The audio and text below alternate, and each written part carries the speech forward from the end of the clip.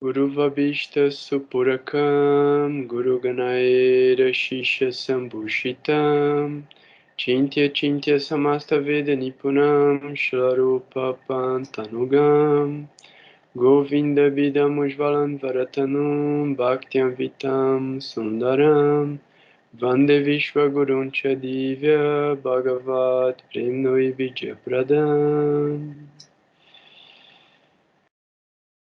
Vanchakalpatarubhyascha Kripasindhubhya eva cha Patitanam pavanebhyo Vaishnavebhyo namo namaha. Om Gyanantimirandasya Gyanagyanam Shalakaya Shashurum Militam Yena Tasmai Shri Gurave Namaha. Jai Gurudev, Jai Gurudev, Jai Gurudev. Boa noite todo mundo. Então, mais uma vez, muito feliz mesmo de estar aqui com vocês e trazer assuntos interessantes, né? E tentar relacionar ele com os temas mais elevados mesmo, que é o conhecimento transcendental e tentar, descriptografar o conhecimento ancestral para que a gente possa configurar o nosso próprio sistema operacional para essa plataforma material que é tão complexa e tão dinâmica, né? Se transforma o tempo todo. Então, a ideia da linguagem computacional é uma coisa muito genial em relação à forma de interpretação dos mecanismos de pensamento e dos mecanismos cerebrais, porque é muito interessante como a gente sempre para pensar, né? Mas cada pessoa também tem uma forma de pensamento diferente, mas a ideia da representatividade é muito importante para que a gente saia do pensamento abstrato para o pensamento concreto. O pensamento abstrato ele é extremamente importante dentro de uma ideia do nosso funcionamento em equilíbrio. Então, a gente tem aí toda a questão dos nossos sentimentos, as nossas emoções, os nossos marcadores de registros, daquilo que a gente entende como favorável e desfavorável. E, ao mesmo tempo, a gente tem essa ação de pensamento concreto, baseado naquilo que a gente consegue efetivamente manifestar através da ação e através da transformação do meio ambiente. Então, a ideia do pensamento representativo é a manifestação em forma, em contorno e aí, nesse caso, em representação de algo que é um marcador, né? É uma ideia, é uma informação. Então, essa informação do campo abstrato, ela assume uma forma e ela se transforma em conhecimento de alguma maneira. A gente vai ter diferentes tipos de informações dentro do nosso banco de dados e elas vão se correspondendo o tempo todo, gerando percepções do meio ambiente. Então, oi. O Mohan, e aí, Mohan? Ana Vates, boa noite. Eu tô trazendo uma ideia de que como a gente pode entender o funcionamento da nossa mente de uma maneira que é uma comparação com as tecnologias computacionais, com a ciência computacional. Então, como a linguagem computacional, ela, tipo, traz uma forma pela qual a gente pode entender o funcionamento da nossa mente e o que significa o próprio condicionamento mental. Então, é a ideia de que a gente tem o cérebro como hardware, que é a plataforma física e biológica do nosso mecanismo, né, da nossa máquina, que aí é o nosso corpo. E aí, de certa forma, tudo que a gente entende como pensamento acontece dentro desse hardware, que é o cérebro, mas isso acontece dentro de uma outra dimensão. E aí é que é maluco. Por quê? Porque a parte biológica é formada de neurônios e esses neurônios eles estão trocando impulsos elétricos. É igual a um computador. Então você vai ter lá um processador, um HD, uma placa-mãe, a memória flexível, você pode ter uma placa de vídeo que vai acelerar o processamento dos dados. Mas o que está acontecendo dentro do computador é o resultado dessas trocas energéticas configuradas de acordo com uma programação. E essa programação ela vai ser decodificada para poder se transformar em imagem, que é o que a gente visualiza no monitor. Mohan, desculpa, se tu quiser desligar a câmera, aí porque na hora que a gente está fazendo a gravação, aí não fica dividida a tela. Aí quando tu quiser fazer pergunta, tu pode ligar o microfone, belezinha? Ah, beleza.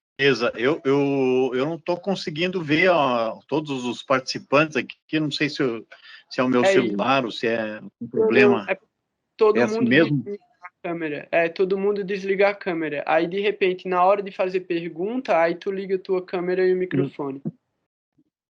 Ah, tá, beleza. Beleza. Valeu, Foi Dom mal. Davates. Dandavates, eu devia ter avisado antes. Foi Okay. mal. Então, o que é que acontece? Ok. Beleza. A gente tem, dentro do computador, acontecendo todos esses fenômenos elétricos que vão passar por um fio e vão se transformar em imagem no monitor. Sendo que esse processamento de dados pode gerar diferentes tipos de imagens, diferentes tipos de plataformas, onde a gente vai operar em cima dessa plataforma. Então, esse sistema operacional, que aí cada computador vai ter o seu próprio sistema operacional, alguns vão ser estilo Windows, outras pessoas usam Mac, outras pessoas usam Linux, Ubuntu. Cada pessoa vai ter o seu próprio sistema básico operacional de funcionamento, que é a forma pela qual ela percebe a realidade. Então, através das escrituras, a gente entende que a gente tem os órgãos dos sentidos, que materialmente são 5 órgãos dos sentidos, mas a gente tem mais sentidos do que esses ainda. Mas todos esses sentidos estão conectados com a mente. E a mente é esse processador que descriptografa, que decodifica esses estímulos que o corpo está recebendo através desses órgãos dos sentidos. Então, a gente tem os Carmendrias e os Gyanendrias, que são esses os receptadores, né? Os captadores. Os captadores de estímulos, então a gente tem os olhos, os ouvidos, a língua, a pele. A gente tem todos esses aparelhos registrando informações e através do sistema nervoso transmitindo essas informações para o cérebro. O cérebro da gente, ele processa essas informações e a gente olha e vê e percebe a realidade através da forma como a gente está configurado. Porque cada pessoa olha e vê o mundo ao redor de uma maneira diferente. e reage ao que está percebendo de uma maneira diferente. Eu estava conversando essa semana com um veterinário e ele entrou agora para trabalhar com apicultura e eu estava falando para ele sobre um marcador que inclusive vai ser um dos temas um dos conteúdos, né, que a gente vai falar hoje, que é sobre resultados possíveis de exaltações. Então, a gente pode pegar a máxima exaltação, que é o Maha Purusha, que são os Panchamaha Purushas, e quais seriam os possíveis resultados desse Panchamaha Purusha através de avaliações que observam karma bom, karma ruim e sukriti, e diferentes momentos da vida. Mas eu vou chegar nesse lugar ainda. O que eu quero trazer antes é, como eu estava falando na semana passada, né? E aí era o que eu estava conversando com a Ângela agora há pouco. A gente, de uma maneira científica, mas que não pode ser comprovada por instrumentos criados pelos seres humanos, então a gente não tem instrumentos para medir qual é a influência, tipo, que a gente recebe dos planetas. Não tem. A gente não tem um aparelho que seja suficientemente calibrado para perceber a influência que Júpiter causa na vida da gente, que Saturno causa na vida da gente, que Marte causa na vida da gente.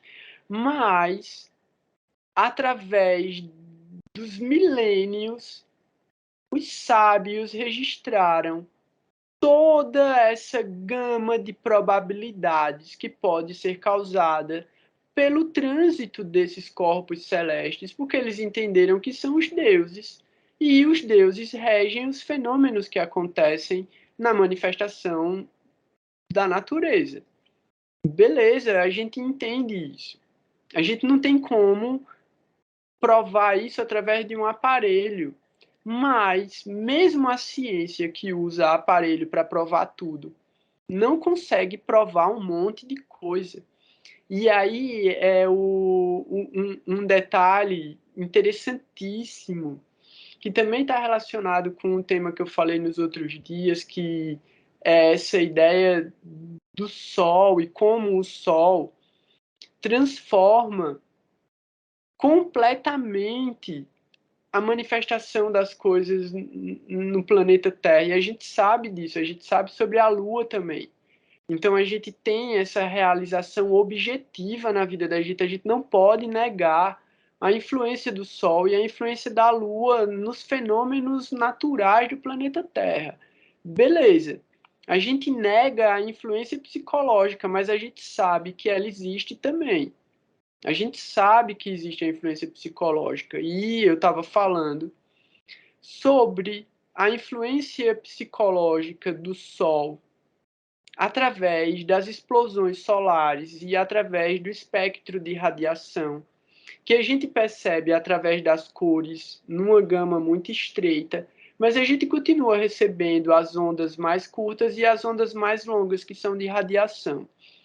Uma coisa que eu acabei não falando, e que faz parte de um tipo de estudo, mas que também, como não tem dados científicos suficientes para provar, é só uma teoria, de que explosões solares, olha só, explosões solares, resultados radiativos de quedas de meteoros, podem ter causado mutações genéticas, tipo mutações na cadeia de DNA, que foi fazendo com que diferentes espécies evoluíssem de maneiras diferentes e alcançassem resultados que a gente não consegue explicar.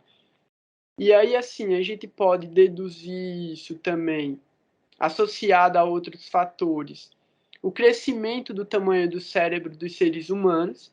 Então, isso é uma coisa que a ciência não consegue explicar, porque o cérebro humano cresceu da forma como ele cresceu, num espaço de tempo muito curto, que é o que eles dizem que aconteceu. Então, a ciência não consegue explicar o porquê isso aconteceu.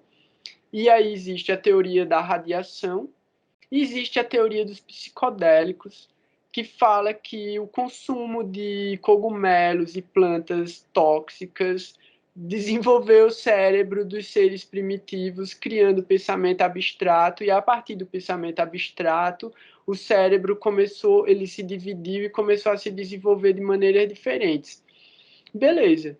Mas existem outras espécies de animais que também têm um cérebro extremamente desenvolvido, sem explicação lógica nenhuma, e eles não desenvolveram ou não se desenvolveram como sociedade e tecnologia igual aos seres humanos. Mas isso é outro assunto. Voltando ao Sol e à radiação, o que aconteceu? Exatamente no dia do eclipse, que foi uma lua nova. Então, numa lua nova, o Sol e a Lua estão em conjunção, eles estão alinhados um com o outro. E eles dobram o poder gravitacional deles sobre a Terra.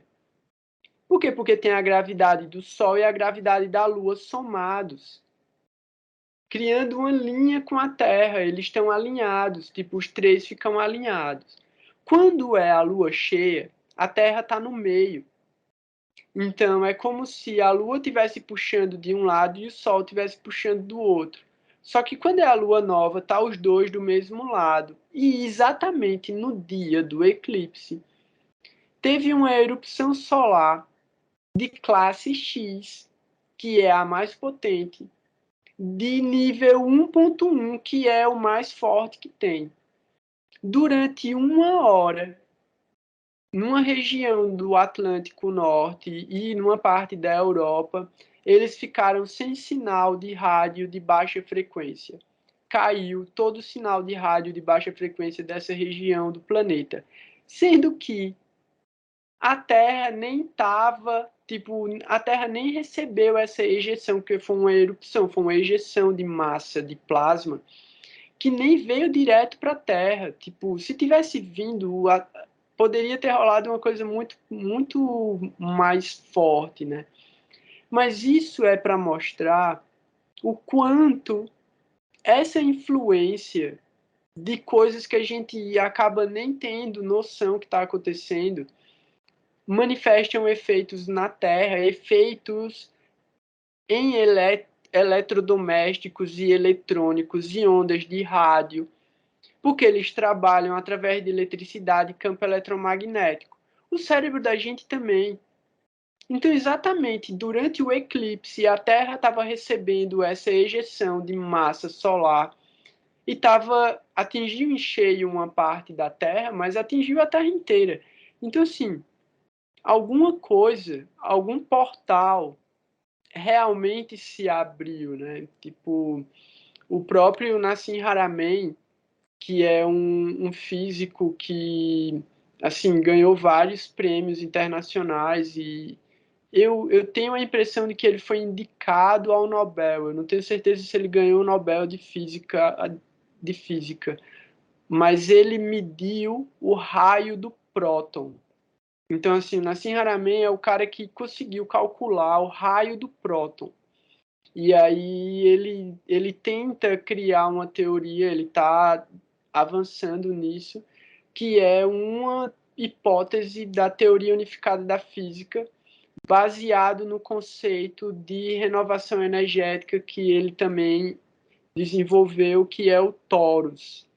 E ele explica o torus num filme documentário que se chama Thrive, e ele tem um outro documentário mais recente agora que se chama The Universe Connected. E ele é bem famoso, tem muito vídeo dele assim na internet, muita palestra dele na internet. E aí ele fala que tanto as estrelas quanto os buracos negros são portais, sendo que eles são portais que um é de entrada e o outro é de saída. Então, o Sol é um portal de entrada para essa dimensão. E o buraco negro é uma porta de saída dessa dimensão para uma outra dimensão. Então, através da conexão, do entrelaçamento, que é um entrelaçamento de vórtices. Graças ao entrelaçamento de vórtices, essa energia do universo ela se renova até o momento em que ela volta à singularidade. Por quê? Porque a singularidade é a origem e a singularidade é o fim. A singularidade é o que está antes do Big Bang e é o que vai estar depois, quando o universo se aniquilar. Então, essa é a maneira que a ciência encontrou de descrever os Vedas, né? Porque isso é Vishnu. Então, Vishnu expira e ele coloca toda a existência para fora dele, e quando ele inspira, toda a existência volta para dentro dele. Os infinitos e incontáveis universos e manifestações cósmicas voltam para dentro do corpo dele. Então ele fica se expandindo e se comprimindo infinitamente. Só que o espaço de tempo em que isso acontece, para a gente é incalculável. A ciência decodificou essa informação através do desenvolvimento teórico e tecnológico da civilização ocidental agora, né, que a gente está vendo. Mas os sábios indianos já tinham visto isso, só que eles contaram de outra maneira. Então, tudo que os sábios do passado viram e tudo que a ciência está encontrando e desenvolvendo e se é que tem uma palavra para isso, né? Uma outra palavra que eles usam é horizonte de eventos, né? Horizonte de eventos é o lugar onde eles conseguem enxergar até onde a ciência consegue enxergar. É o horizonte de eventos. Só que esse horizonte de eventos vai ficando cada vez mais distante, porque eles conseguem enxergar cada vez mais, né? Então, esse é o processo, que é o próprio processo lógico, que gerou o desenvolvimento da filosofia védica e que gera o desenvolvimento da ciência moderna, que é tese, antítese e síntese. Então, a convergência é inevitável. O que a ciência acaba provando e justificando é a concepção védica do criador e do controlador de todas as coisas, só que existe a perspectiva impersonalista e a perspectiva personalista. Só para a gente ter uma ideia, trazendo de volta a concepção computacional, é a gente entender, lembrando de Matrix, que tudo é aquelas letrinhas que fica subindo na tela, e aí é como se você apertasse Enter e aquilo virasse uma imagem como você está assistindo um filme. Então, todos os personagens, todo o cenário e tudo que está acontecendo está programado. É estilo um jogo, tudo dentro do jogo está programado. E o que está programado vai acontecer inevitavelmente. O que vai acontecer inevitavelmente? Parte. O inevitável começa através do dia e da noite. É o tempo. É a primeira coisa que a gente, como seres humanos, quando a gente teve essa ideia de querer entender o meio ambiente, entender a realidade onde a gente estava inserido, a primeira coisa que a gente começou a fazer foi estudar o tempo, contar o tempo. Por quê? Porque em algum momento alguém viveu o suficiente para ver as coisas se repetirem. Simples assim, alguém viveu o suficiente para chegar e perceber que todo ano faz frio, todo ano tem a época da chuva, todo ano tem a época que as flores aparecem, todo ano tem a época que as folhas caem. Os caras começaram a contar. E quando eles começaram a contar e eles foram registrando, eles montaram um banco de dados com esses fenômenos que são repetidos e que acontecem de acordo com determinadas configurações.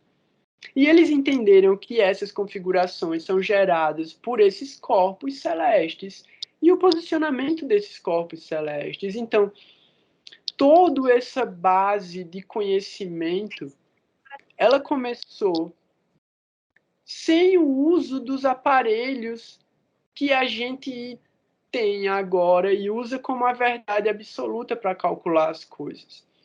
E aí, só para trazer a ideia de aparelhos que calculam as coisas, os caras estão fazendo uma atualização do acelerador de partículas que tem lá na Suíça, que é o maior do mundo, né? E é o que os caras mais enfiam grana. E eles estão agora empolgadíssimos. Por quê? Porque o objetivo primário eles alcançaram, já tinham alcançado, que era o bóson de Higgs. Então, o bóson de Higgs, que era uma teoria, se comprovou real. E o bóson de Higgs não é algo que se pode capturar, que se pode perceber. Naturalmente, o bóson de Higgs ele só se manifesta quando ele desaparece. Porque quando ele desaparece, é capturada a energia que ele libera. Mas ele não é perceptível antes dele desaparecer. Então, assim, o bóson de Higgs é o Akash. É a ideia do quinto elemento, que é o Akash. Então, e é tão maluco que dentro do bóson de Higgs se manifestam 4 forças. Então, são os 4 elementos mais o Akash.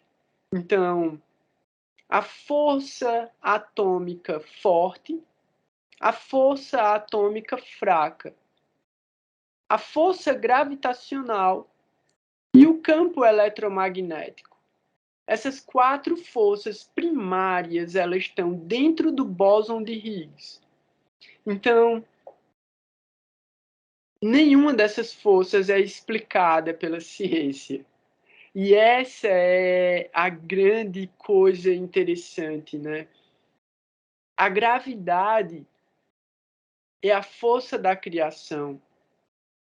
Então, tudo existe graças à força da gravidade. Se não fosse essa força que conecta todas as coisas, nada iria existir, a não ser simplesmente a onda dispersa. E essa é a grande coisa que os caras estão agora empolgados com o acelerador, com a atualização do acelerador de partículas, porque eles já teorizaram um novo estado da matéria, que aí não é matéria mais, é um outro estado. Eles estão tipo certos de que vão encontrar esse novo estado da matéria e eles estão muito esperançosos de que eles vão conseguir descobrir a matéria escura, que eles sabem que existe, eles sabem que a energia escura e a matéria escura formam quase 90% de tudo que existe, mas eles não conseguem detectar. E aí, qual que é a ideia do Nassim Haramein, né? O Nassim Haramein e a própria... E aí não é simplesmente uma ideia, é a parte científica da coisa mesmo, publicado, né, com certificados acadêmicos de que no centro de todas as galáxias existe um buraco negro. Sendo que os caras descobriram que existem buracos negros errantes. Eles estão soltos, não tem galáxia rodando ao redor deles, porque eles já destruíram a galáxia deles e eles estão viajando, sendo atraídos por outros buracos negros. Beleza. Todas as estrelas de todas as galáxias estão conectadas entre si com esses buracos negros através de canais gravitacionais que agora que os satélites e os computadores começaram a processar. E os caras fizeram uma simulação de como isso funciona. E quando eles geraram a imagem 3D da conexão de todas as estrelas e todas as galáxias, virou um cérebro numa tomografia computadorizada, pegando os elétrons, trocando informação. Então, assim, é muito maluco mesmo aquela expressão que fala, né?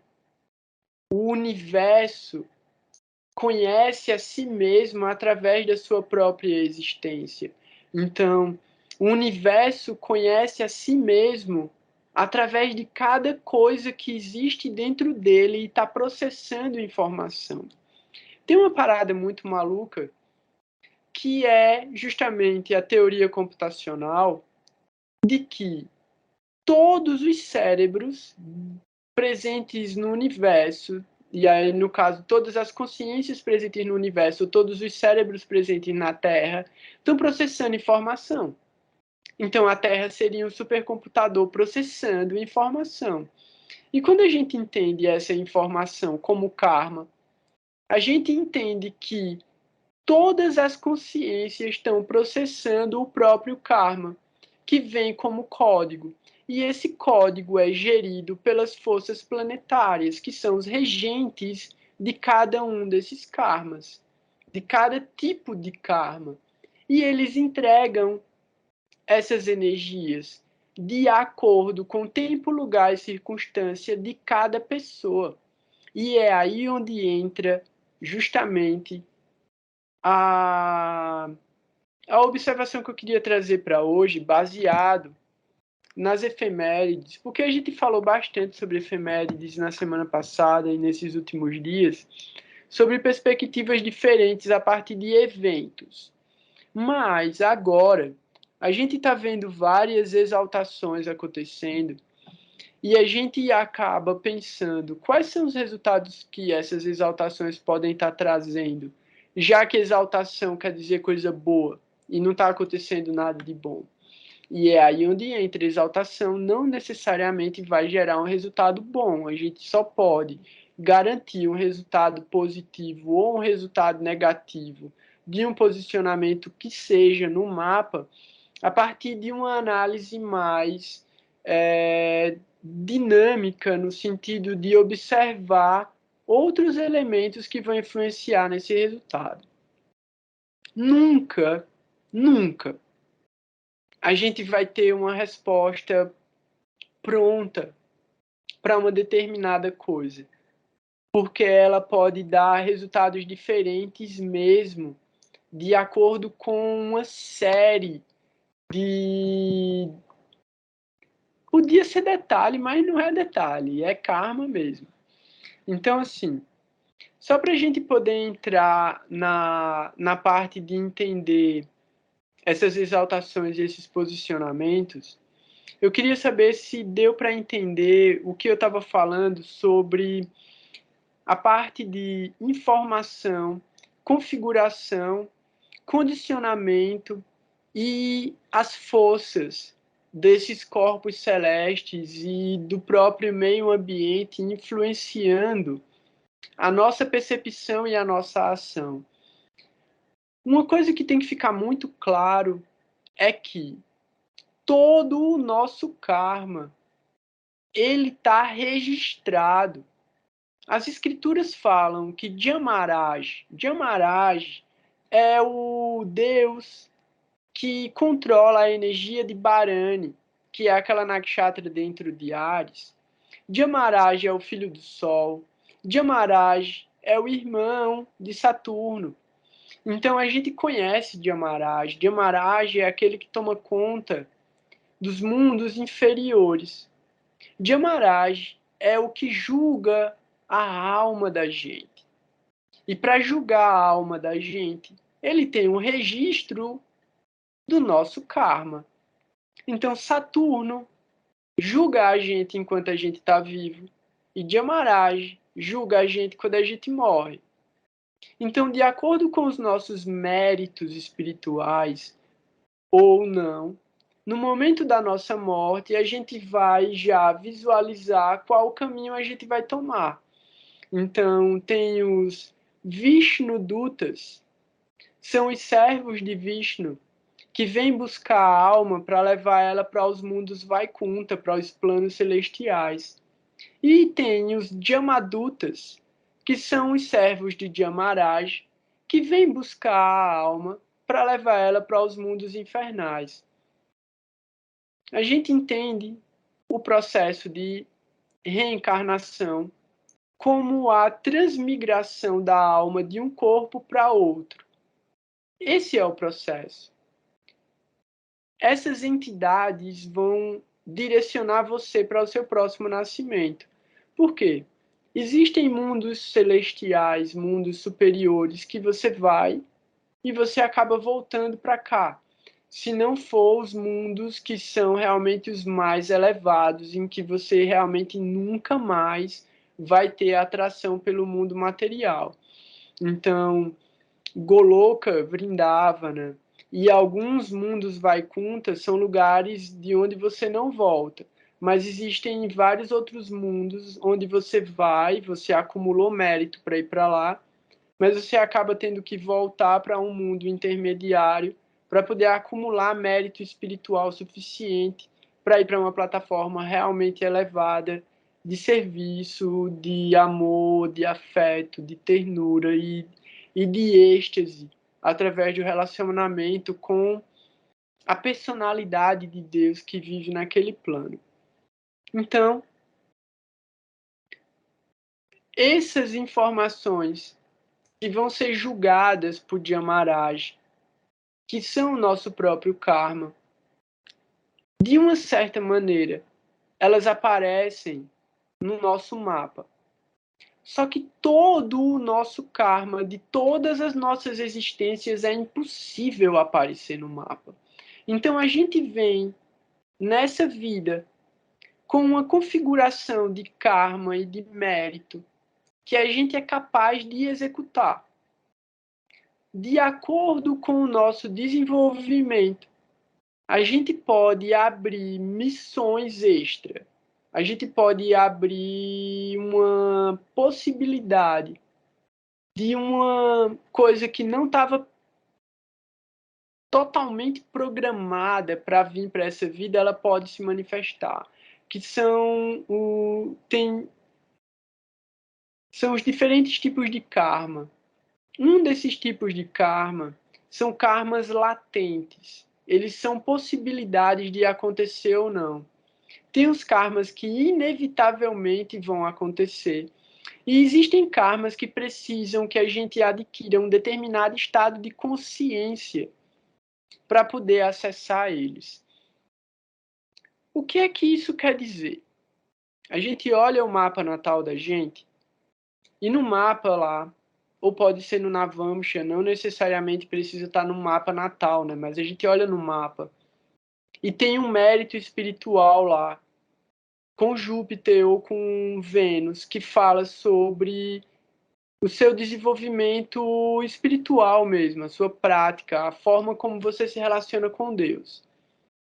E aí você vai ter a chance de encontrar uma pessoa santa na sua vida e uma pessoa que vai orientar você a avançar espiritualmente. Beleza. Isso é um marcador de algo que vai acontecer na sua vida. Mas você pode ou não aproveitar essa oportunidade. Tudo depende do seu estado de consciência no momento em que aquela oportunidade aparece para você.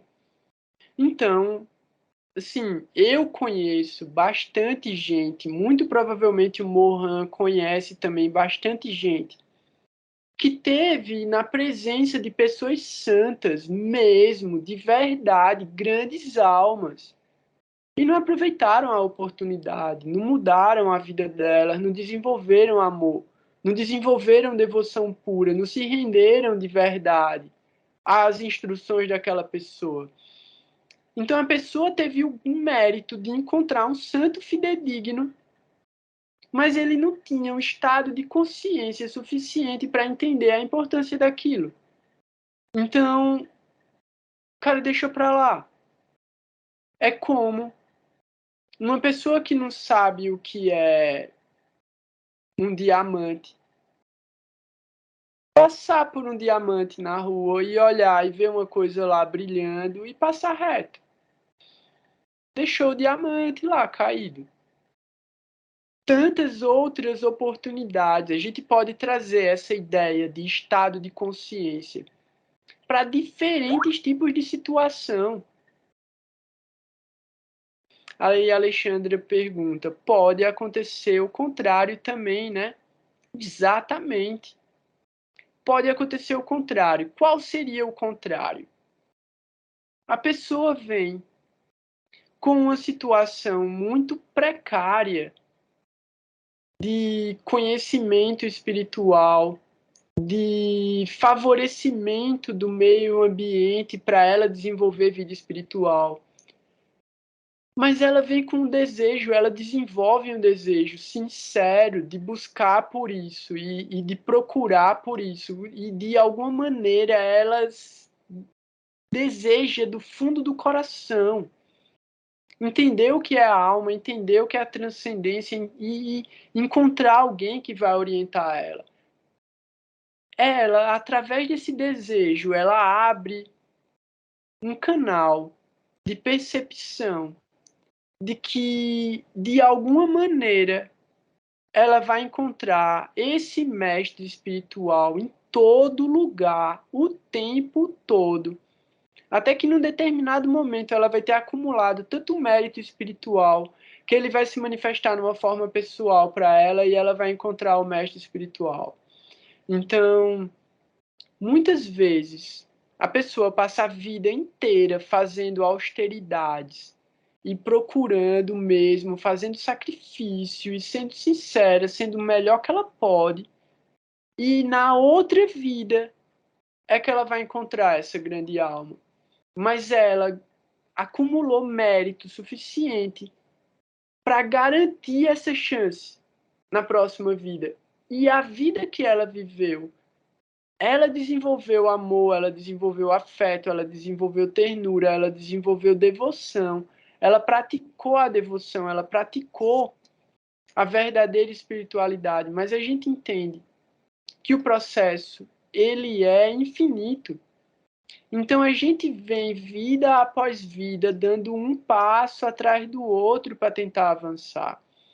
Muitas vezes a gente está tentando calcular o resultado, mas a evolução, como o Shrestha Maharaj fala, ela é subjetiva, ela não pode ser medida. A evolução é igual à força que os planetas mandam para a gente. Ela é invisível, a gente não vai conseguir calcular. Mas a gente sabe que ela existe e ela está lá o tempo todo. O tempo inteiro a gente está recebendo informação, a gente está recebendo estímulo. E esse estímulo ele é visível, ele é sensorial e ele também não é. Ele é do coração, ele vem de dentro do coração da gente. Quando a gente para ouvir o Chaitya Guru, que é o guru que vive dentro do coração. Mas esse guru que está dentro do coração, ele só começa a falar quando as vozes da cabeça se calam. Então é um processo muito longo de você conseguir separar, né? Como a gente falou na semana passada, que foi a pergunta do Augusto, né? A informação ela vem renderizada. A informação vem completamente misturada. E a gente tem que tentar ouvir essa música e tentar separar. Aquilo é a guitarra, aquilo é o baixo, aquilo é a bateria, aquilo é o teclado, aquilo é um sintetizador. Então a gente tem que tentar ouvir os instrumentos e ouvir a música, desconstruir a realidade para poder perceber aonde está a verdade, aonde está a consciência e aonde está a meta, para que eu possa colocar a minha energia na direção favorável para a minha evolução. Por quê? Porque o karma é inevitável. É inevitável que as coisas vão acontecer. Mas a gente tem o livre-arbítrio da forma pela qual a gente percebe o fenômeno e marca ele emocionalmente e segue. Porque a gente não fica no marcador, a gente continua. Então a gente não para no trauma. A gente não bloqueia a nossa existência num determinado ponto e para de avançar. A gente continua. Então, como a gente pode procurar perceber todos os estímulos e fenômenos do meio ambiente como favoráveis? É tentar procurar aonde está a correção e o ajuste dentro da gente a partir daquele fenômeno. Então, quando a gente percebe que tudo o que acontece de uma certa maneira que está próximo a gente é resultado das nossas próprias escolhas, no mínimo, a gente desenvolve a capacidade de mudar essas escolhas para mudar os resultados. E a ideia é: as oportunidades não surgem o tempo todo. Então, a gente precisa estar afiado no estado de consciência para não perder nenhuma oportunidade, para conseguir extrair o néctar de tudo. Então, esse estado de atenção plena, a gente vai adquirir através do entendimento de qual é o nosso propósito. Quando a gente está agindo de acordo com o nosso propósito, tudo o que a gente se conecta já está alinhado com o que vai fazer a gente avançar. E aí, qual é o propósito da gente, né? Tipo, existe um propósito geral? Existe. É justamente o autoconhecimento e a autorrealização para poder distribuir esse processo. Porque a gente não consegue ensinar autoconhecimento, é a pessoa que tem que buscar por ele. Mas a gente vai viver o exemplo da busca, e esse exemplo da busca cria o protocolo de execução de atividades que favorecem o desenvolvimento dessas qualidades que geram a consciência. Porque a consciência, ela é um estado que a gente precisa alcançar e voltar, porque a gente sai dela o tempo todo. Então, é como se fosse uma sintonia que a gente está procurando, mas a própria frequência está mudando, ela é dinâmica. Então, a gente precisa ser muito flexível, né? E aí é como o Mahaprabhu fala, a gente tem que ser humilde como uma palha na grama, que se dobra quando é pisada, mas que depois ela se volta de novo para a luz, ela se volta de novo, ela se reergue. Então, a humildade é essa capacidade de se ajustar constantemente também. Procurar pelos próprios erros e ter essa condição de rever a própria escolha e de fazer uma escolha mais favorável. Quando a gente olha para a astrologia e a gente está olhando para as efemérides, a gente está tentando avaliar quais são as oportunidades que estão aparecendo para a gente a cada dia. E aí, por isso que é interessante a gente observar os dias favoráveis para determinados tipos de coisas e fazer para poder ver o resultado acontecendo e ter o biofeedback de, putz, é verdade, acontece mesmo, é real. E ele só vai ter o biofeedback se fizer. Se não fizer, não vai ter. E o biofeedback serve para tudo. O biofeedback serve para o cara que nunca fez academia. Aí o cara vai, faz academia, começa a ver resultado. A pessoa nunca fez dieta, faz uma dieta, vê o resultado. A pessoa nunca meditou, começa a meditar todo dia, vê o resultado. A pessoa nunca se preocupou em ler as escrituras, começa a ler as escrituras, vê o resultado. A pessoa nunca prestou atenção em escolher quem são as pessoas para estar do lado dela. Ela nunca procurou por boa associação. Quando ela começa a ter boa associação, ela vê o resultado. Quando ela cria uma prática, um sadhana, de tipo, todo dia eu vou fazer atividades que favoreçam o meu autoconhecimento, a minha autorrealização e o meu estado de consciência, a vida da pessoa melhora. Isso é biofeedback, é material, é uma resposta que pode ser medida dentro da percepção biológica da própria existência. Por quê? Porque o corpo vai reagir a isso. E aí você vai sentir no seu corpo a diferença, você vai sentir na sua mente a diferença. E o campo energético que você gera através da sua presença vai mudar. Porque todas essas atividades, o sadhana é uma força de um campo imperceptível através dos instrumentos, como eu estava falando. Mas ele funciona igual a uma bobina. O que é uma bobina? Uma bobina é um instrumento, é um mecanismo, né, que é feito com ímãs e fios, que serve para amplificar a energia e distribuir essa energia em forma de força ou em forma de campo. Então, uma bobina, ela tanto pode gerar, tipo, tem uma bobina dentro de uma furadeira, de um motor de uma furadeira, que é o que faz a parada girar e dar força para a furadeira.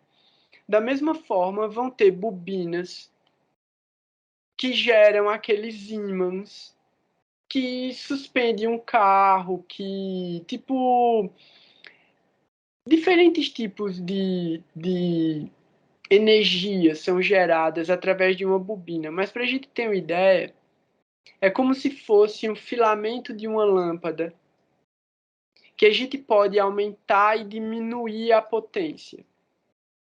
O sadhana é mais fácil assim.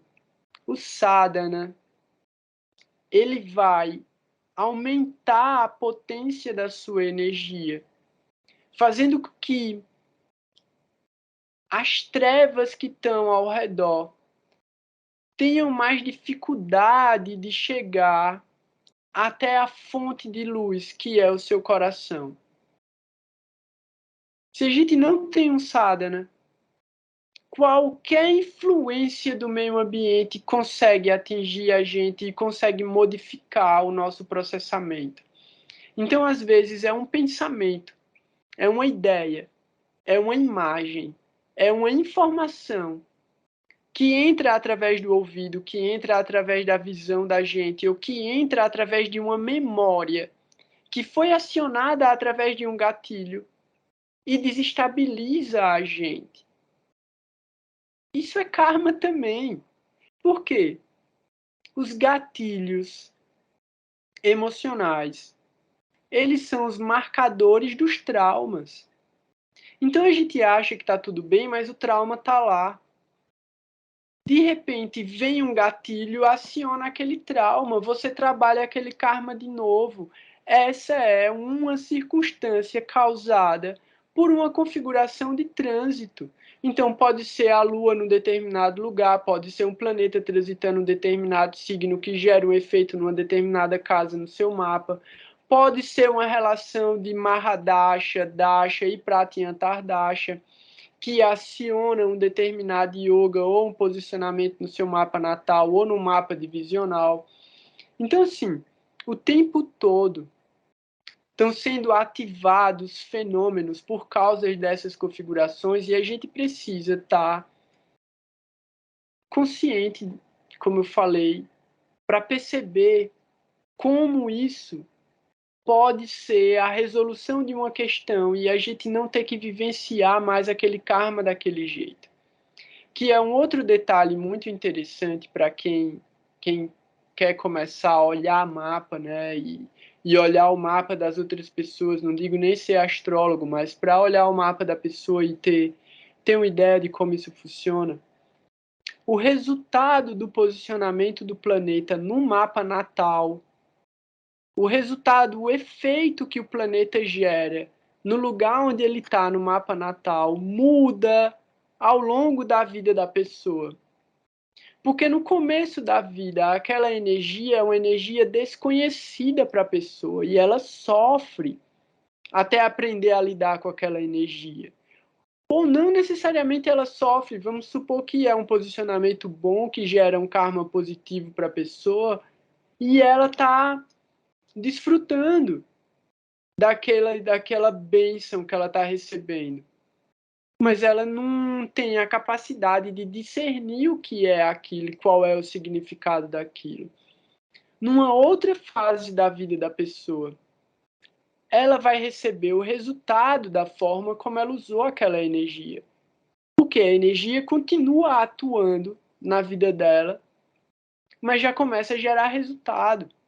Começa a gerar o resultado da escolha que ela fez em relação àquilo que ela estava recebendo, que é justamente o livre-arbítrio da forma pela qual a gente usa tanto um evento positivo como um evento negativo.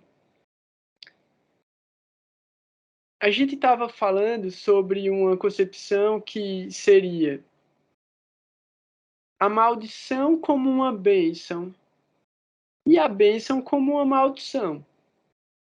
E a forma como a gente pode polarizar, tanto para o bem quanto para o mal, um determinado efeito. Voltando para a ideia.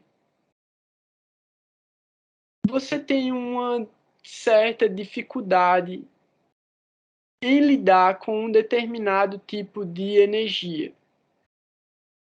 Vamos supor a ira.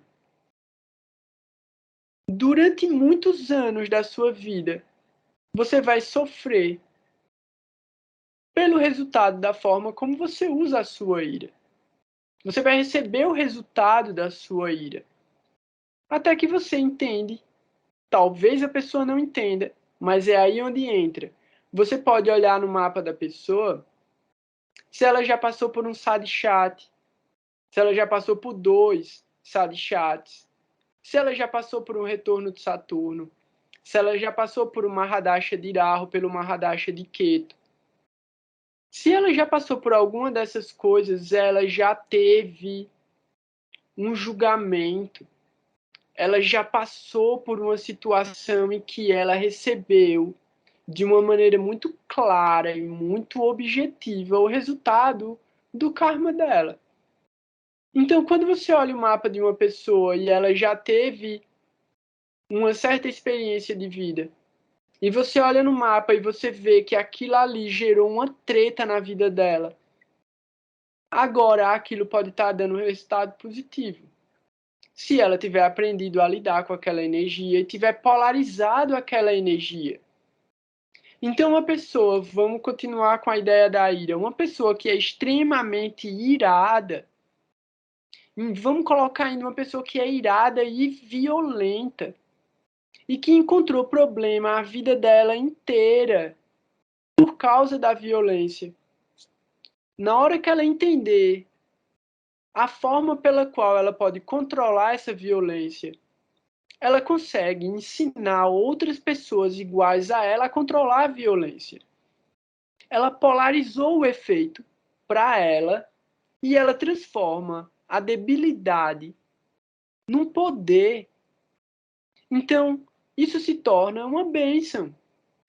Uma maldição, um castigo, se transforma numa bênção. Porque não é bom só para ela. É bom para as outras pessoas que ela está podendo auxiliar a se livrar do mesmo karma que ela carrega, sem ter que viver aquele karma. Trazendo essa ideia, essa pessoa poderia ensinar crianças a lidarem com a raiva e com a violência, para não viverem isso. O cara que ensina adquire um mérito espiritual gigantesco por ajudar essas crianças. As crianças já tinham o sukriti e o bom karma. de encontrarem uma pessoa que orienta elas nesse sentido. O cara veio com o karma negativo de ter que viver aquilo, mas ele teve a chance de criar essa potência e transformar o próprio karma dele.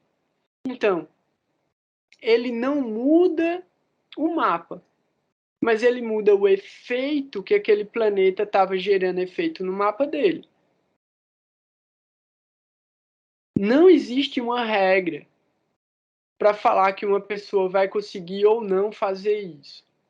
Todo mundo tem a capacidade de fazer isso. Tudo depende do esforço e da sinceridade da pessoa em procurar pelos próprios defeitos e corrigir esses defeitos. A gente só estuda astrologia para isso. Desculpa aí, mas a gente só estuda astrologia para isso. Ninguém aqui está estudando astrologia para ficar rico. Pelo menos se tiver, não vai conseguir, não. É isso, eu não vou mentir. Ninguém aqui vai ganhar na cena, ninguém aqui vai, não sei. Assim, não sei, eu estou dizendo assim, ninguém vai descobrir o número da cena, nem de nada. Estudando astrologia comigo, não. Pode achar alguém que ensina, mas comigo não vai achar, não. Mas vai achar, ou vai tentar desenvolver um processo pelo qual vai evoluir internamente, né? Então, assim, esse é o meu maior desejo para mim e esse é o desejo que eu tento transmitir, porque esse é o desejo... Ixi, ó, caiu. Talvez vai cair minha internet, hein? Se cair, alguém liga o microfone e segura. Acho que tá caindo raio por aqui, ó. Raios também interferem, hein? Então é isso que eu queria dizer, era isso. Tipo, era o desejo do Gurudeva, que a gente diz.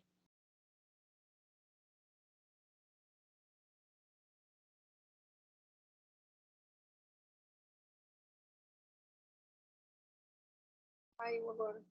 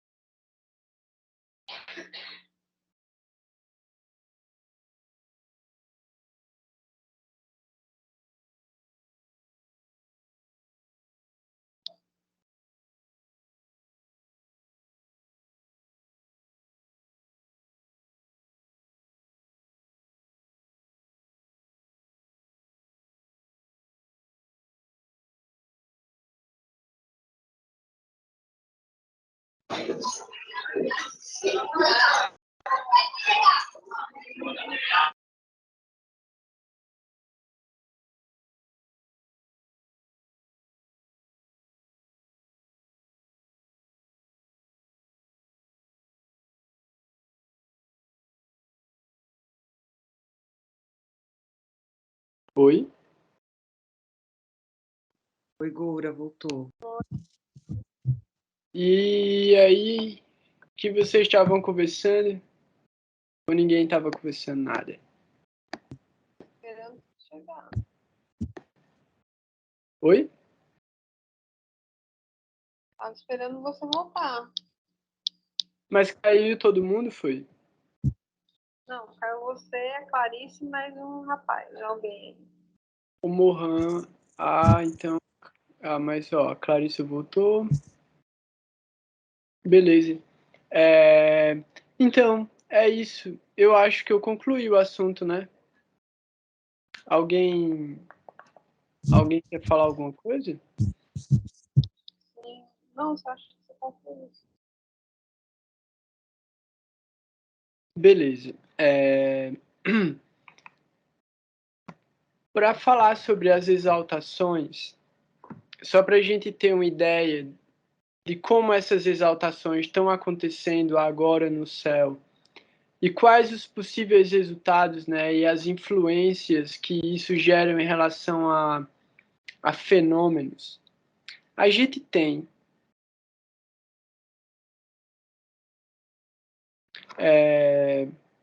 Saturno com 0 grau em Aquário. Ele, quando o Aquário tiver na casa 1, 4, 7 ou 10, essa exaltação de Saturno, ela se chama Sasha Yoga, que é um dos Mahapurushas. Então, são 5 Mahapurushas. Os Mahapurushas, eu já falei isso em outras vezes. Os Mahapurushas são as exaltações de Mercúrio, Vênus, Marte, Júpiter e Saturno nas casas Kendra. As casas Kendra são as casas 1, 4, 7 e 10.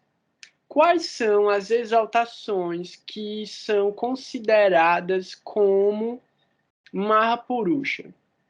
Swakshetra e Mula Trikona. O que é Swakshetra? Swakshetra é quando o planeta está ocupando o próprio signo. Marte em Áries, Vênus em Touro, Mercúrio em Gêmeos, a Lua e aí segue. Isso se chama Swakshetra. E Mula Trikona é quando o planeta está na máxima exaltação dele. Lá no Dropbox tem um PDF com todas essas exaltações, Mula Trikona, tudo.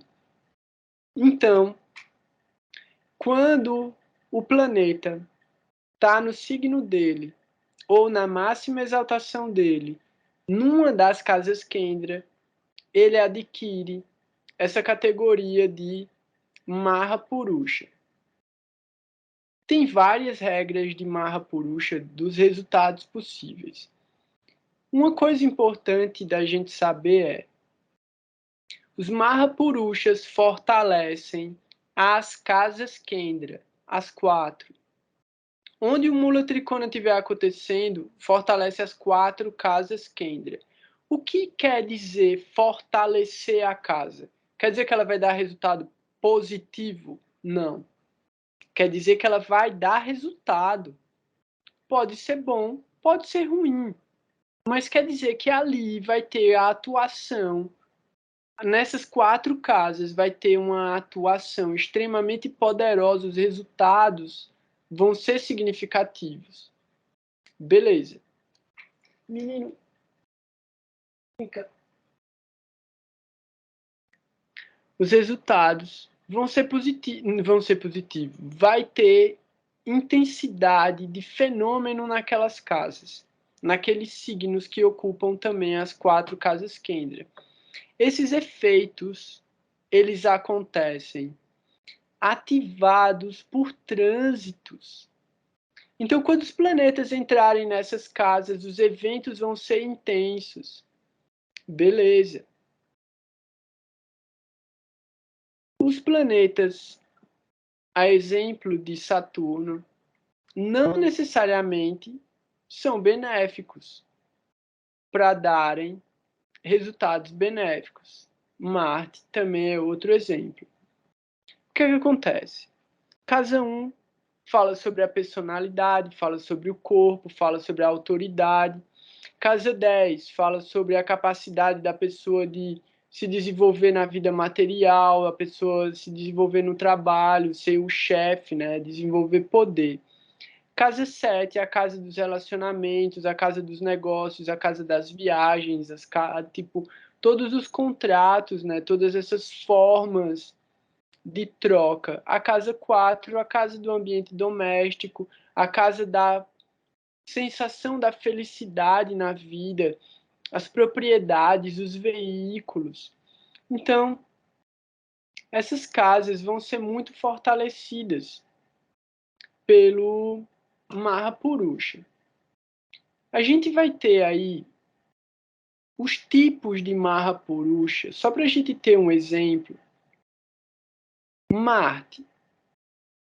Marte, ele fica Mahapurusha em Áries, Escorpião e Capricórnio. Se esses signos caírem numa das casas Kendra e Marte tiver neles. Se a gente for considerar a casa 10, Marte em Áries, na casa 10, ele dá um tipo de resultado. Marte em Escorpião, na casa 10, dá outro tipo de resultado. Marte em Capricórnio, na casa 10, dá outro tipo de resultado. Marte em Ashwini, na casa 10, dá um tipo de resultado. Marte em Bharani, na casa 10, dá outro tipo de resultado. Marte no primeiro pada de crítica, na casa 10, dá outro tipo de resultado. A mesma coisa vai acontecer com Vishaka, Anurada e Diesta, e a mesma coisa vai acontecer com Danista, Shravana. Não, começa com o Tarashada. Tarashada, Shravana e Danista. Cada posição dessa ele vai dar um resultado diferente. De acordo com o pada que ele tiver, ele vai cair num signo diferente no Navamsha e o resultado também vai ser diferente. Então, todas essas posições representam o Mula Trikona, o Mahapurusha, chama Ruchaka, que é o Mahapurusha de Marte na casa 10. Os resultados vão ser diferentes e a gente vai ter que avaliar isso. Se a gente quiser avaliar qual é o mérito espiritual disso e se isso vai ajudar na nossa evolução espiritual, no nosso desenvolvimento da nossa consciência, a gente vai olhar no Navamsha e ver se esse Marte vai dar bom resultado no mapa natal. Se a gente quiser ver isso em relação à nossa ação no mundo, o nosso Dharma, e aí o nosso karma, né? Tipo, a ação dármica, que aí é o Dashamsha, alcançar o propósito da existência. Aí a gente vai olhar a posição de Marte no Dashamsha e ver se ele confirma esse resultado positivo no mapa natal. Então, assim, são vários fatores. Olhando para o céu agora, a gente tem o Sol em Áries, que é o Mula Trikona do Sol. Se a pessoa tiver Áries no Lagna, na casa 4, na casa 7 ou na casa 10, Não, o Sol não dá Mahapurusha, foi mal. Mas é a exaltação do Sol. Sendo que essa exaltação do Sol pode não trazer resultados positivos no lado espiritual, porque justamente no Navamsha o Sol está em Libra, que é uma debilidade para ele.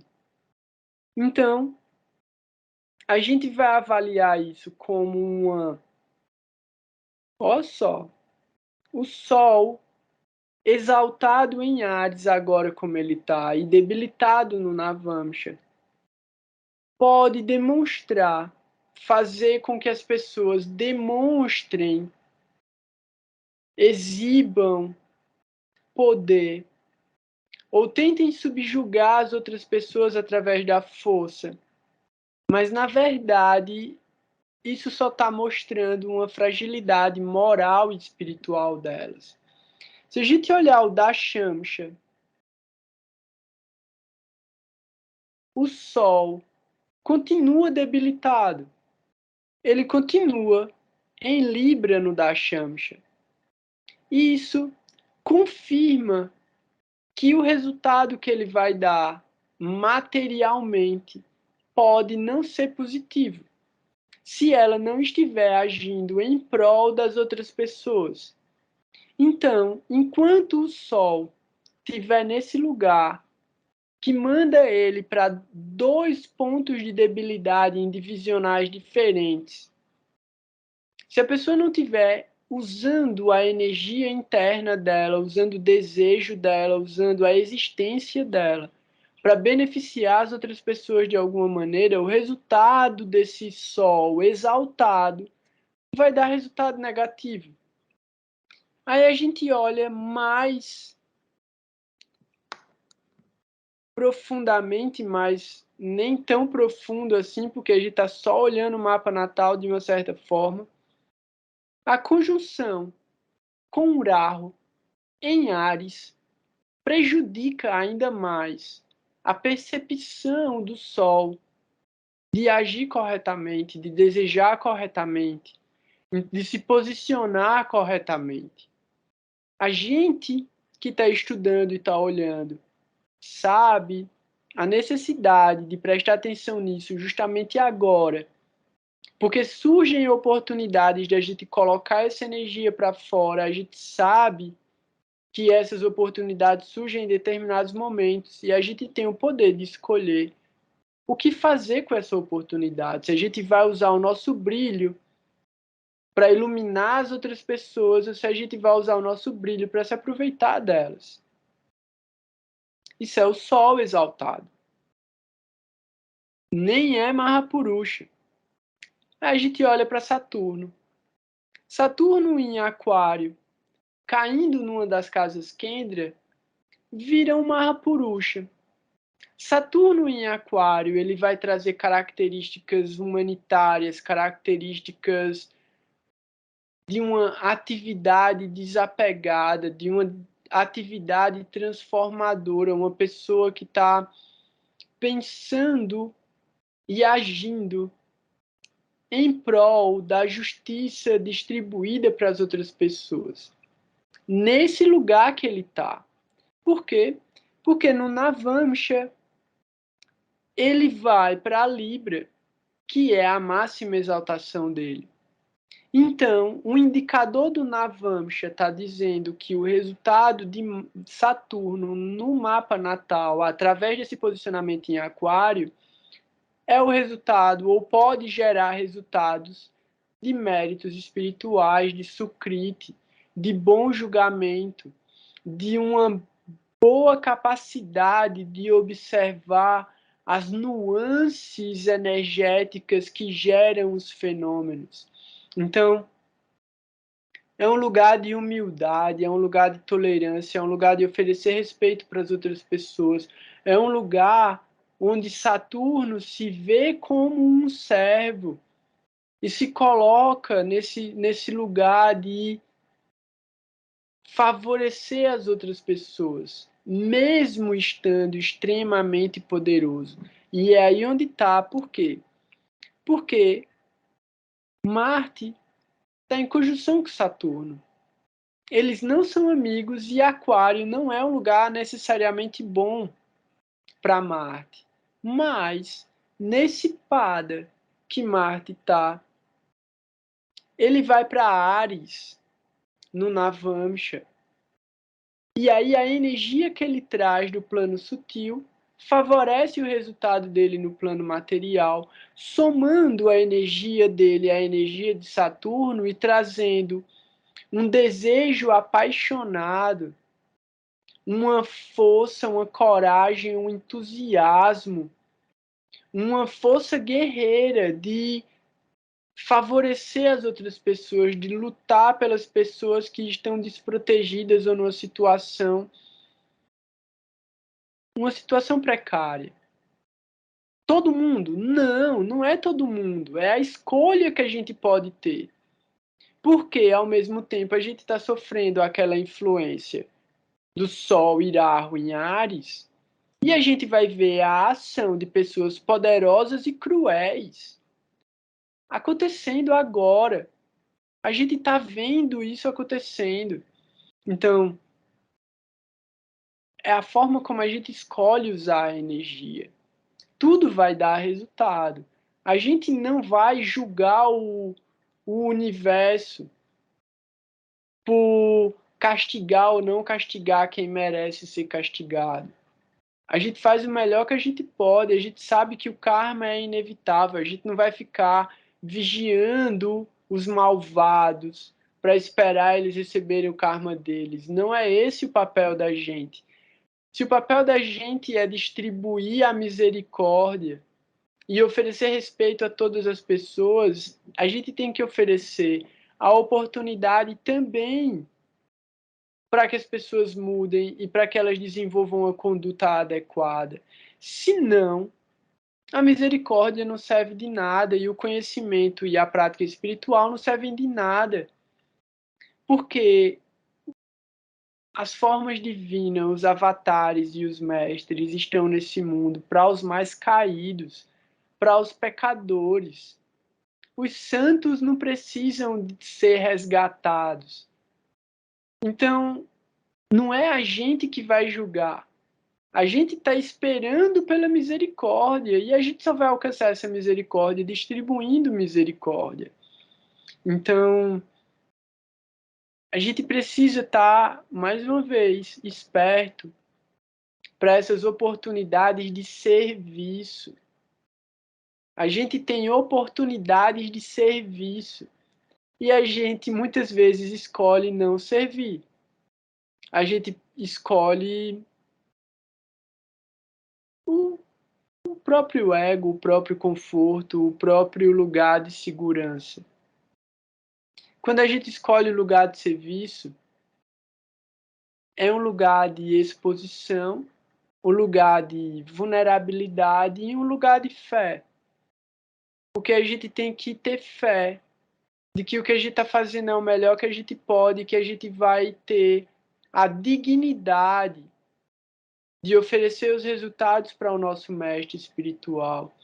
Então, é justamente por causa disso que eu me coloco no serviço, para poder oferecer os resultados e os méritos e todas as glórias de qualquer coisa que seja benéfica para Gurudeva, para que ele fique feliz. Porque se Gurudeva ficar feliz com o meu serviço, eu sei que o que eu estou fazendo realmente vale a pena ser feito. Tipo, realmente qualifica a minha existência, me coloca numa posição próxima de servir. Então, quanto mais eu me dispor a serviço, mais a qualificação descende através da fé para que eu possa fazer o melhor, né? Para que eu possa ser sincero ao ponto de alcançar aquilo que toca em cada um. Então, não sou eu que vou desenvolver isso. Isso é uma bênção. Isso é Gurudeva acessando o coração de cada um. Então, eu só quero purificar o canal por onde esse conhecimento é transmitido. Então, esse exemplo de uma exaltação que pode dar um resultado negativo e uma posição difícil que pode gerar um resultado positivo, ela pode acontecer num trânsito, como a gente está avaliando, ela pode acontecer no mapa natal, ela pode acontecer num mapa divisional, e a gente tem que tentar encontrar essa configuração e esse código para poder fazer ele dar o melhor resultado na vida da gente e dar o melhor resultado na vida das outras pessoas.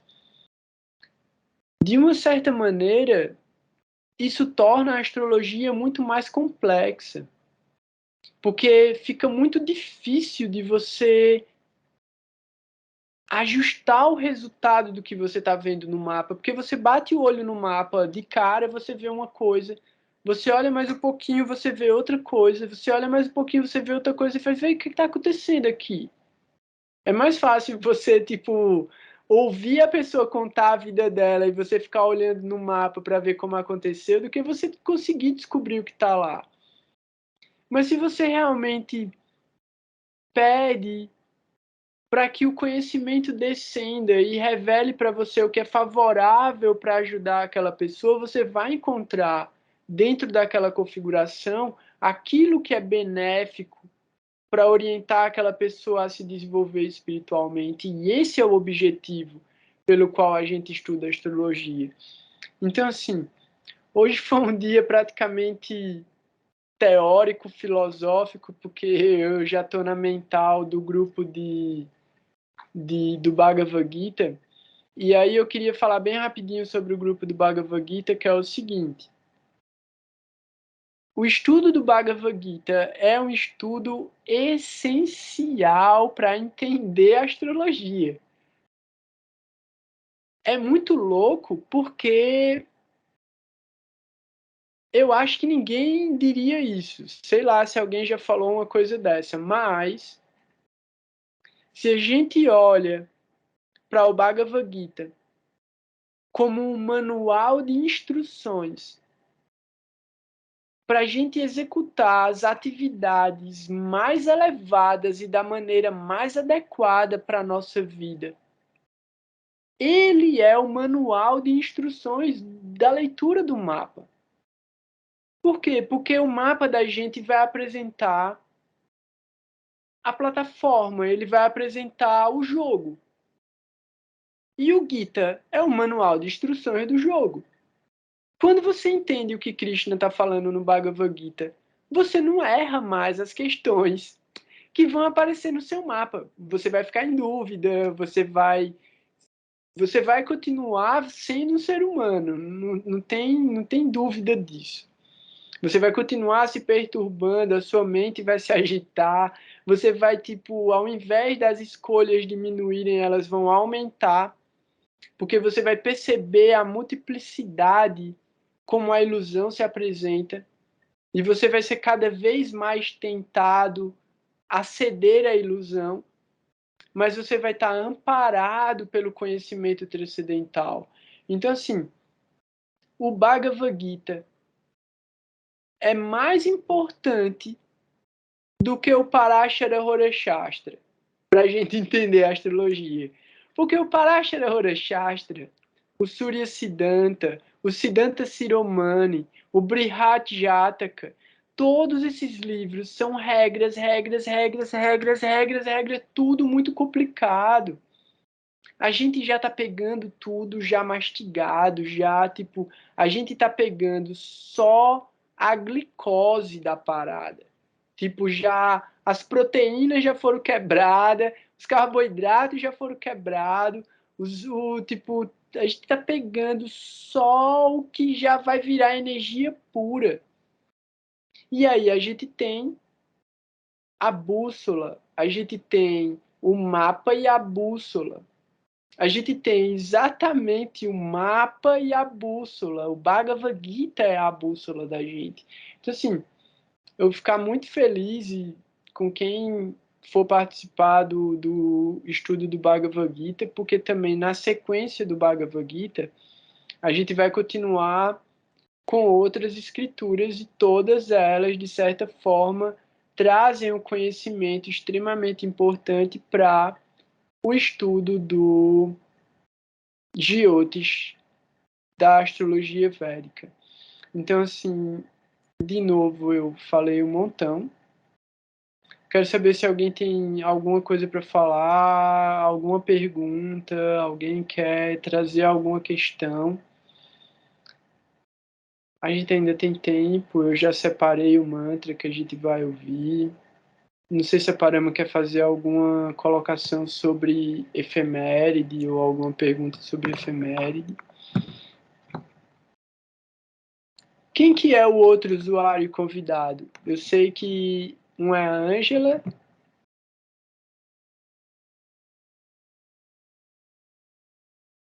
Oi. Se não quiser ligar o microfone, pode escrever a mensagem.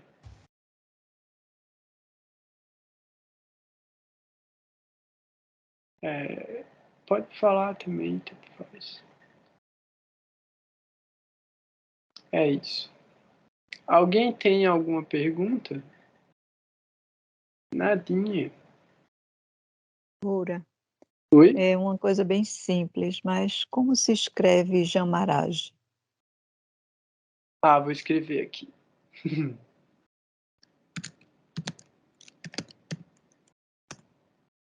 é Yama com Y.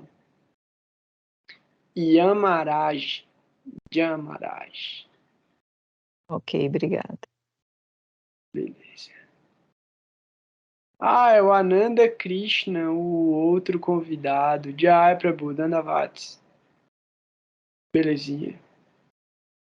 Então, se ninguém tem nenhuma dúvida, ninguém quer falar nada, tá todo mundo tranquilo, tá todo mundo feliz, eu vou colocar o mantra de hoje, que é um mantra que a gente já ouviu ele outras vezes, que ajuda muito a gente a se sentir protegido e se sentir sempre na presença guardiã, né? O constante guardião da nossa existência. A forma de Nishinradeva, o protetor dos devotos, né? É muito, muito, muito poderosa mesmo essa canção.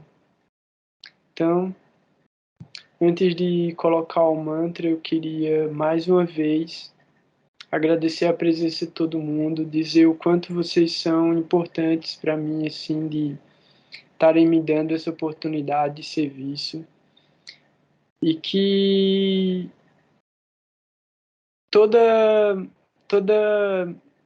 gratidão possível deve ser encaminhada para Gurudeva, porque ele é a razão de tudo isso estar existindo. Não teria nenhuma possibilidade de eu estar fazendo qualquer coisa boa da minha vida se não tivesse sido a misericórdia dele de me proteger sobre a guarda dele, de me orientar e de cuidar do meu coração mesmo e me proteger. Então, a única qualidade que eu tenho é a de ter alcançado esse refúgio, né? Então, todas as glórias, todos os méritos e toda a gratidão é para Srila Bhakti Sundar Govinda Dev Goswami Maharaj. Então, um grande abraço para todo mundo. Espero encontrar vocês aqui muito em breve. Fiquem de olho, eu vou colocar mais notícias legais esses dias sobre o grupo de estudo e trazer conteúdo também. Vou tentar publicar alguma coisa no grupo, no Instagram. E é isso, galera. Um abração. Se cuidem. Até mais.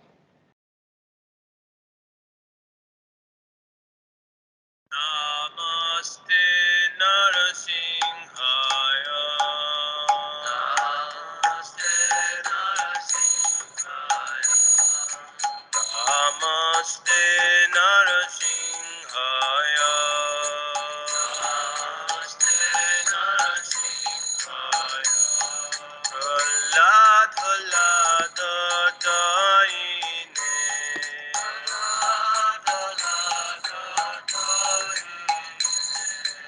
Prahlad Daine.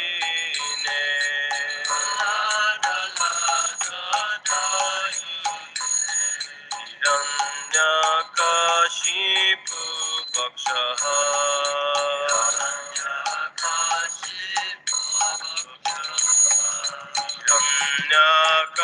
Hiranyakashipu Vakshaha.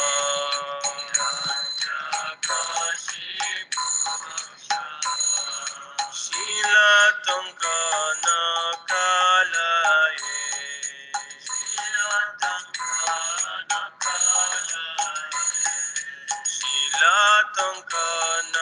Kalaye.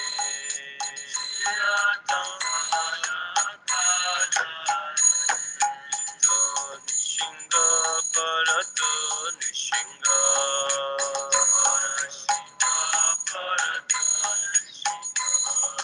Jato Jato Jami Tato Nishinga. Jato Jato Jami Tato Nishinga Hidaye Nishinga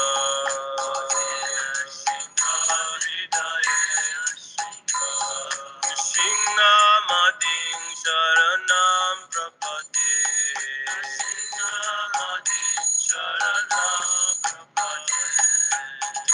Kara Kamala Vare Naka Adutta Shinga Tarika Hiranyakashipu Dhanubringa Keshavadita Narahari Rupa Jaya Jagadisha Hare Jai Jagadisha Hare Jai Jagadisha Hare Akara Kamala Hare Naka Adutta Shinga Dalita Hiranyakashipu Dhanubringa Keshavadita Narahari Rupa Jaya Jagadisha Hare Jaya Jagadisha Hare Jaya Jagadisha Hare Keshavadita Narahari Rupa Jaya Jagadisha Hare Jai Jagadisha Hare Jai Jagadisha Hare Keshavadita Narahari Rupa Jai Jagadisha Hare Jai Jagadisha Hare Jai Jagadisha Hare Jaya Nrsimhadev Nrsimhadev Nrsimhadev Jaya Nrsimhadev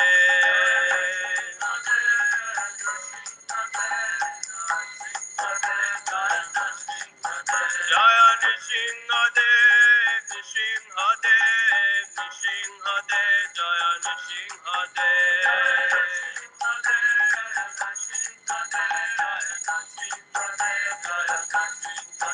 Jaya Bhakta Prahlad Bhakta Prahlad Bhakta Prahlad Jaya Bhakta Prahlad